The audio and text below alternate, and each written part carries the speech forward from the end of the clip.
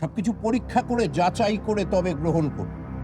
এবং তোমার গণতন্ত্র নয়, যাবতীয় নীতি নিয়ম, এমনকি তোমার ওই ঈশ্বরকে পর্যন্ত যুক্তি দিয়ে বুদ্ধি দিয়ে বিচার করে নিতে হবে।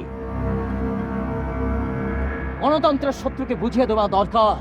মানুষের বিরুদ্ধে দাঁড়ালে তার শাস্তি তাকে পেতেই হবে। তবু মানুষের বিরুদ্ধে আমি দাঁড়াবো, আর আমি জানি কোন মানুষের বিরুদ্ধে দাঁড়াতে হয়। আমরাও গণরাজ্যের কথা বলি, কিন্তু সে আদর্শ গণরাজ্যে মানুষের ভালো মন্দ ন্যায় অন্যায়ের ধারণাটি থাকবে স্বচ্ছ। নিজের যোগ্যতা, পছন্দ অপছন্দ, ভালো মন্দ, শত্রু মিত্র, ন্যায় অন্যায় এসব সম্পর্কে মানুষকে স্পষ্ট হতেই হবে, স্বচ্ছ হতেই হবে। আর তার জন্য চাই নিরন্তর পরীক্ষা, নিরন্তর প্রশ্ন, তবেই জ্ঞান। আর ওই জ্ঞানেরই অপর নাম ঈশ্বর।